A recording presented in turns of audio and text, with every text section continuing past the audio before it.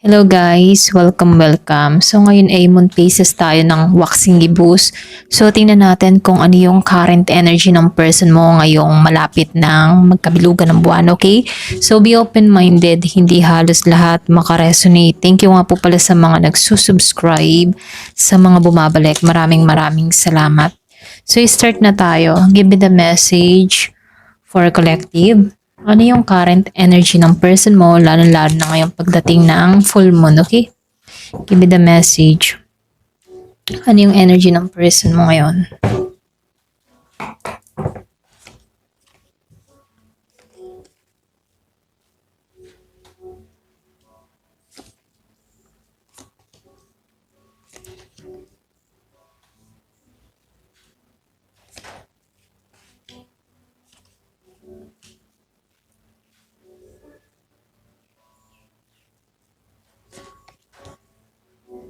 So dito, no, nakikitaan ko dito, malakas yung manifestation ngayon.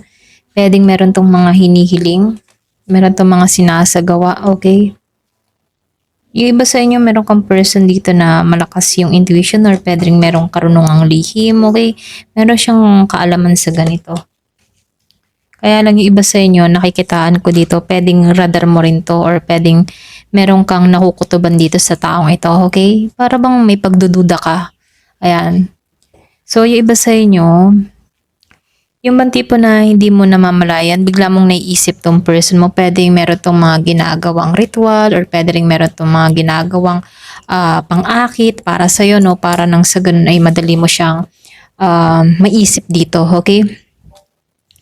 So, meron akong nakitang Leo, Scorpio, Cancer, and Pisces. Meron din akong nakitang Gemini, Libra, and Aquarius. So, meron din akong nakikitang Virgo, Taurus, and Capricorn. Malakas yung Pisces. Gemini, Libra, and Aquarius. Meron din. Meron ding Aries, Leo, Sagittarius. So, halos lahat andito. Excuse me po. So, yung kabuang energy ng person mo ngayon, pagdating sa'yo, no, medyo mahina ang kalooban nito pagdating sa'yo, okay? Pwedeng pinanghihinaan ng loob itong taong ito. Wala siyang lakas na humarap sa sayo, okay? Or pwede ring sabihin na nag-iipon to ng lakas ng loob. Pero sa panahon ngayon, yung energy ng tao mo ay mahina. Yan, pwedeng nahihiya, pwedeng nagigilty, or pwedeng samot-samot na yung mga pumapasok sa kaisipan ng tao na to kung bakit pinanghihinaan siya rito. So, lumalabas din dito, wala naman siyang choices, wala siyang mapagpilian sa sitwasyon ninyo. Pwedeng hinahayaan na lamang niya na yung nangyayari ngayon or pwedeng sumasabay na lang siya sa agos ng panahon. So, nakikitaan ko dito, wala siyang mapagpilian. Kaya dito, hinahayaan na lamang niya yung sitwasyon or yung mga nararanasan niya sa panahon ngayon, okay? Pero meron akong nakikita ditong pagkikita. Yung iba naman sa inyo, meron kang person dito na nais ka pa rin kitain. Yung mga ilan sa inyo, bibisita to or pwede rin hindi mo inaasahan, bigla mo tong makita. Yung iba, no, especially kung meron kang kadiling na fire sign or pwede rin ikaw, fire sign ka. Meron akong nakikitang Aries, Leo, Sagittarius. So, hindi halos lahat yung sa part na to, no, meron lang ako nakikita, yung iba sa inyo, meron kang makikitang mga angel numbers, synchronicity, 111, 222, 444, yung biglaan, hindi mo inaasahan. So, yung mga numerong makikita mo ay meron tong malalim na kahulugan para sa'yo, no. Kumbaga, itong numerong ito ay nagpapahiwatig na iniisip ka ng tao na to or pwede rin nag-iisip to na makita ka, masilayan ka, yung ganun baga, okay? Kaya lang nakikitaan ko rin dito, meron akong nakitang tao na very protective sa kanyang energy or pwede rin may pag-iingat lang na ginagawa, okay? Or pwede rin yung iba sa inyo, meron kang ginagawang protection para sa sarili mo. Yung iba sa inyo kasi kita ka ng taong ito na malakas yung intuition, malakas yung kutob, or pwede rin meron kang mga tangan-tangan na mga protection, yung mga sinusuot-suot, okay? So, nakikitahan ko rin dito na overprotective ka, lalo-lalo na sa energy mo rito, okay? So, dito, no, meron lang ako nakikita nagmamanifest, humihiling, or pwede rin sa hindi mo inaasahan, no, bigla mo tong naiisip, bigla mo tong naaalala. So ito yung synchronicity dito, no, na kung saan itong tao na to ay iniisip ka, okay? Lalo-lalo na biglang lalabas sa yung sinabi ko nga kaninang angel number, hindi inaasahan. So may pag-iisip, pwedeng pumapasok dito yung realization kasi waxing gibus, kumbaga nakikitaan ko dito sa waxing gibus ay may pagbabago na nangyayari or pwede rin meron dito nagkakaroon ng realization. Kumbaga tinutulak itong tao na to sa pagbabago para ma-realize or ma-analyze niya yung sitwasyon na kinakaharap niyong dalawa dito, okay? So dito, nakikitaan ko dito, merong ditong tao na yung bang tipong nais pa rin niyang makipag-ayos, makipagkasundo, andun pa rin yung pagnanais ng tao na to na isang araw, bigyan mo siya ng pagkakataon, isang araw, maging okay pa kayong dalawa, okay? So, andun pa rin yung pagnanais ng tao na to sa pakikipagkasundo. Yun nga lang, ang tanong dito ay kung ikaw baga ay willing makipagkasundo sa taong ito, ano? So, dito, itong tao na to, open pa rin tong tao na to na makipag-ayos sa'yo. Ayan, nasa sa'yo na lang yung sagot dito kung handa ka pa rin makipag-ayos sa taong ito. Kaya lang dito, no, meron akong nakikitang tao na hindi siya balance, okay? May mga pinagdadaanan siya rito, pwedeng mga problema, pwedeng sabay-sabay yung mga problema kinakaharap ng tao na to. Kumbaga, itong taong mong ito, itong person mo, kadiling mo, no, hindi siya nauubusan ng problema dito, no. Pwedeng yung pagkawala mo, dun niya naranasan lahat ng mga pagsubok sa buhay, ano. So, meron akong nakikitang mga ibang bansa or pwede rin nagbabalak tong mga ibang bansa. Kaya lang, meron akong nakikitang short sa budget or pwede rin inukulang, nahihirapan pagdating sa finance or sa financial niya rito, no. Medyo nagigipit siya dito. Ito lang yung nakikita ko. Pero dito, balak pa rin ng tao na to na mga ibang bansa, okay, mag-abroad ganyan. Kaya lang medyo mailap sa kanya yung kaperahan dito. Pero may balak tong mga ibang bansa. Yung iba sa inyo, no, kung meron kang kadiling dito na ex-abroad, okay, nakikitaan ko dito na may balak tong umalis muli, okay? Pwede yung iba sa inyo nag-aasikaso na to ng mga papeles, papers, visa, or pwede rin mga requirements or mga medical dito, no? Pero nakikitaan ko dito na may potential na magtagumpay itong tao na to sa bansang pupuntahan niya rito, okay? So dito, no, meron ako nakikitang tao na medyo nahihirapan siya magdesisyon dito. Yung iba sa inyo, especially kung meron kang kadiling na Libra, Gemini, and Aquarius. So, nakikitaan ko dito, medyo nag-iisip tong tao na to, wala siyang makitang kasagutan, medyo pinanghihinaan siya ng kalooban dito. Pwedeng hindi niya alam kung paano or paano gagawin or paano magsisimula. So, meron nag-iisip dito ng mga plano or pwede rin ng strategy, okay? So, nakikitaan ko dito, medyo nahihirapan siyang lusutan ng mga problema ang kinakaharap niya rito, okay? Pero dito, meron din ako nakikita na Aries, Leo, and Sagittarius. Kumbaga itong tao na to, ang dami niyang pasanin sa kanyang mga balikat, ano? Kumbaga siya yung tipo ng tao na nasa kanya lahat ng mga responsibilidad. Pwedeng ikaw to, okay? Or pwede rin meron kang person dito na maraming inaakong responsibilidad. So, nakikitaan ko rin dito na meron ditong umalis ng mabigat yung kalooban. Kumbaga, meron ditong tao nagpasya na lang na kailangan na itong talikuran, okay? So, meron ditong tao na nililinaw niya yung kaisipan niya dito na kailangan ng tanggalan to, kailangan ng alisan to, kailangan ng hindi ma-stuck sa sitwasyon, okay? So, meron ditong nagkakaroon ng realization na meron siyang pagpapasyang ginagawa dito na kahit mabigat yung kanyang mga dinadalang pasanin ay handa itong taong ito na magsimula muli, okay? Kahit mahirap yung sitwasyon na kinakaharap ng tao na to. So, itong tao na to, may pagka-visionary siya dito, no? Hindi siya takot na magsubok sa mga bagong experience, bagong bagay, or bagong yung bang pagta-travel, hindi siya takot na sumubok, okay, na maglakbay. Ayan. So, nakikitaan ko dito, determinado tong tao na to, okay? Kahit hindi niya alam kung ano pa yung naghihintay sa kanya, sa hinaharap, itong tao na to ay nagiging positibo na meron at meron darating sa kanya rito, okay? So, dito, lumalabas din dito na bukas ang kaisipan ng tao na to. Kumbaga, nakikitaan ko dito, malakas yung kanyang intuition, malakas yung kutob niya. Meron siyang mga vibes na merong magandang mangyayari sa kanya or pwede rin meron tong mga nararamdaman. Alam mo yung parang tipo na meron na siyang pinaplano para sa buhay niya, okay?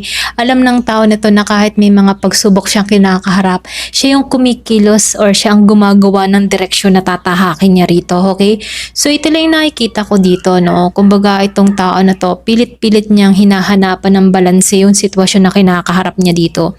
So meron lang din akong nakikita ditong tao na kung meron kang kadiling dito na Leo, ano, nakikitaan ko dito wala pa rin na rin pagbabago. Okay, yung iba sa inyo, no, especially kung meron kang ganung person, ano, nakikitaan ko dito merong katigasan siya ng ulo.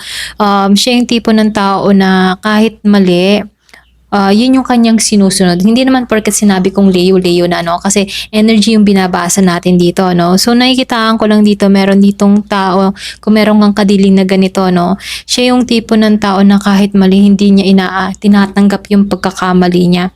May pagka-bitchy to or pwede rin meron tong ugaling baluktot. Okay, ayan, ito lang nakikita ko. Hindi halos lahat sa part na to, no.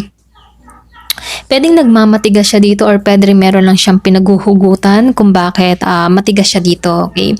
Siya lang yung tipo ng tao na hindi niya ibababa yung ego niya rito, no? Kumbaga may pagkaano din to rebelde or pwede rin may pagkamatigas yung ulo, okay? Kung meron kang kadiling na ganito. Ayan, so tingnan natin kung ano yung mensahe sa'yo, okay? Give me the message. Ano pa yung mensahe sa'yo dito?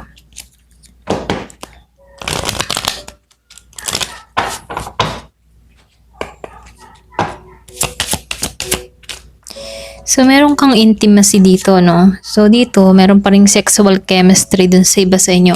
Yung sinabi ko kanina, meron dito nag-iisip sa start pa lang dito, no? Meron nag-iisip, nakakaalala. So, lumalabas dito na malakas pa rin yung sexual chemistry ng taong ito pagdating sa'yo, no? Kumbaga, itong tao na to, pwedeng may pagka-obsess or pwede rin sabi may addiction sa'yo or pwede rin meron siya mga bagay na hinahanap-hanap niya pagdating sa'yo, okay? So, andun yung intimacy, kumbaga, hindi pa rin naglalaho yung init, okay? Or pwede rin namimiss niya yung intimacy yung dalawa rito, okay? Give me the message. So, meron ditong open your heart, open up your heart. So, kumbaga, yung iba sa inyo, kahit ba meron kang mga pagsubok pagdating sa larangan ng pag-ibig or kung halimbawa tinalikuran mo na talaga tong tao na to, sinasabihan ka rin dito na maging open ka pa rin sa pagbubukas ng pag-ibig. Kumbaga, huwag mong saraduhan ang puso mo sa panibagong magmamahal sa'yo. Sinasabihan ka dito, hindi porket nabigo ka pagdating sa larangan ng pag-ibig, wala nang darating na para sa'yo. So, sinasabihan ka dito na maging optimistic ka pa rin na kahit may mga problema kang dumarating pagdating sa kapusuan mo, maging open ka pa rin sa bago, okay? So, yung iba sa inyo pwedeng meron ditong papasok sa buhay mo na new person, okay? Na kung saan binibigyan ka dito ng yung mga inuudyukan ka or pinupush ka dito na sumubukan muling magmahal, ayan. So, meron ditong earth sign, pwedeng meron kang ma-encounter or pwedeng meron kang ma-attract dito na earth sign. Meron nung nakikitang Taurus, Virgo, and Capricorn. Pwedeng ito yung ma-attract para sa'yo, okay?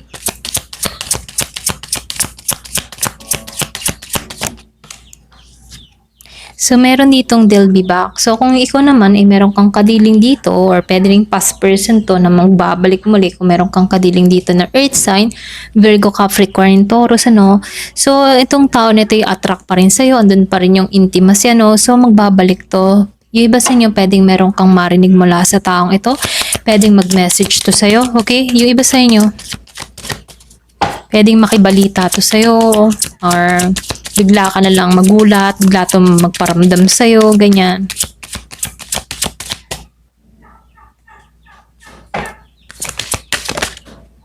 So may pet ka, yung iba sa inyo or pwede rin sabihin ang yung pag-aalaga ng mga hayop, nakakatulong din to para madaling maka-moving on sa sitwasyon, okay? Ayan, ito lang yung nakikita ko dito. So tingnan natin kung ano yung mensahe sa'yo, okay, dito sa Monology Oracle card. Give me the message. So, meron ka ditong advice sa new moon in Taurus, okay? Know your worth. Kumbaga, alamin mo na yung halaga mo, okay? Kailangan alam natin yung halaga natin, okay? Para nang sa ganun, alam din natin kung paano po protektahan yung sarili natin. Once na alam natin yung halaga natin, hindi natin hahayaan na masaktan tayo, okay? Or magiging tayong matalino sa pagdidesisyon or sa pag-iisip natin dito, no? So, ito lang yung mensahe sa'yo. Know your worth. Laging iisipin mo na alam mo dapat yung halaga mo. Alam mo yung hangganan mo, alam mo yung halaga mo, ganyan. So dito, first quarter moon in Virgo. So assess the situation. So nakikita ko dito sa mga sitwasyon, binibigyan ka dito ng yung pagninilay-nilay, pag-iisip-isip, or kailangan marunong ka ding gumawa ng paraan sa sitwasyong kinakaharap mo. So bigyan mo ng panahon, oras, yung sarili mo dito, no, na mag-isa, makapagnilay-nilay, or pwedeng may matantu-tantu ka, okay? Ayan, kung makikita mo naman dito yung babae, para siya nagme-meditate, ano. So dito binibigyan ka dito na kapag nahihirapan ka sa isang sitwasyon, kailangan bigyan mo din oras yung sarili mo. So dito, no, first quarter moon in Scorpio, release your block. Kumbaga ito na yung time for releasing. Pwedeng tanggalan mo na yung mga dapat tanggalan na sa tingin mo hindi nakakabuti sa paglago mo. Ayan. So, meron ditong first quarter in Moon and Aquarius, trust the universe. So, ito na yung time para magtiwala kay God, kay universe, okay? Kahit may mga pagsubok ang mga kinakaharap, trust the universe. Magtiwala ka pa rin sa Kanya. Kasi kapag si God na yung nagplano, tagumpay ka, okay? Ayan, hanggang dito na lamang po. Thank you for watching. Love and peace.